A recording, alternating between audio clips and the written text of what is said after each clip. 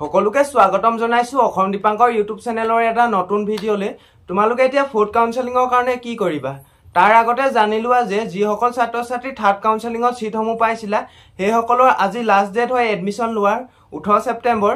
যিসকলে এতিয়ালৈকে এডমিশনসমূহ লোৱা নাই তেওঁলোকে এডমিশনসমূহ লৈ লবাগে আৰু যদি আইটিআই এখন দূৰ হয় মানে যোনখন আইটিআই সিটসমূহ পাইছা সেইখন যদি দূৰ হয় তেন্তে ওচৰ আইটিআইত গৈ তেওঁলোকে এডমিশনসমূহ লৈ লব পাৰিবা।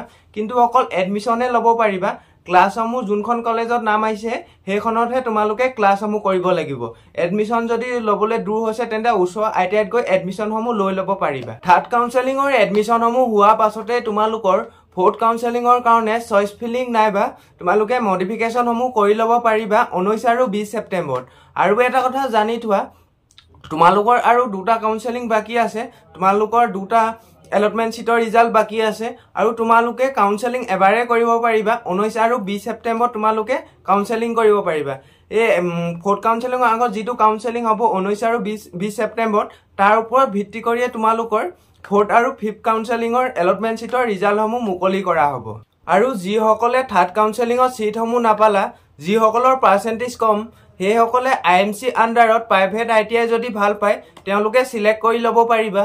কিয়নো গভৰ্নমেন্ট আইটিআই সিটসমূহ কমি আহিছে, মানে সিটসমূহ পোৱা চান্সটো এতিয়া কম হৈ আহিছে গভৰ্নমেন্ট আইটিআইত, আৰু পাৰ্সেন্টেজ যদি কম হয় তেওঁলোকে আইএমসি আন্ডাৰত সিলেক্ট কৰি লব পাৰিবা।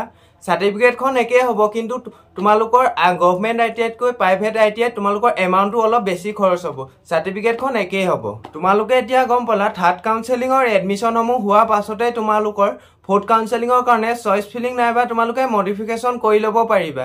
আৰু তোমালোকে ফোৰ্থ কাউন্সেলিংৰ আগতে কৰিব পাৰিবা, তোমালোকে আকৌ ফিফথ কাউন্সেলিং মানে লাষ্টৰ কাউন্সেলিংৰ আগত তোমালোকে মডিফিকেশন কৰিব নোৱাৰিবা। তোমালোকে দেখিবলৈ পাইছা 19 আৰু 20 সেপ্টেম্বৰ তোমালোকে এই দুদিনৰ ভিতৰতে তোমালোকে মডিফিকেশন নাইবা তোমালোকে চইচ ফিলিংসমূহ তোমালোকে কৰি লব পাৰিবা। আৰু তোমালোকৰ চইচ ফিলিং কৰাৰ পিছত তোমালোকৰ ফোৰ্থ কাউন্সেলিংৰ ৰিজাল্ট দিব 23 সেপ্টেম্বৰ।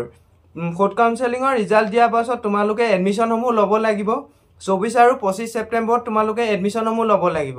আৰু তোমালোকৰ 5 নম্বৰ যোনটো লাষ্টৰ কাউন্সেলিং সেই কাউন্সেলিংৰ ৰিজাল্ট দিব 26 সেপ্টেম্বৰ। 26 সেপ্টেম্বৰত তোমালোকৰ লাষ্ট কাউন্সেলিং হয়, তোমালোকৰ লাষ্টৰ যোনটো কাউন্সেলিং 26 সেপ্টেম্বৰত দিব।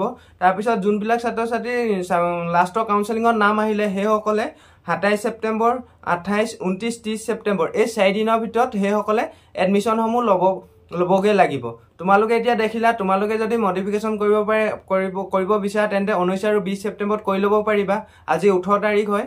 তাৰপিছত তোমালোকৰ ফোৰ্থ কাউন্সেলিংৰ ৰিজাল্ট দিব 23 সেপ্টেম্বৰ। আজি যদি ভিডিঅ'টো ভাল লাগিলে তেন্তে সকলোৱে লাইক এটা কৰি দিবা আৰু চেনেলটোলৈ যদি নতুনকৈ আহিছা তেন্তে চেনেলটো সাবস্ক্ৰাইব কৰি ৰাখিবা।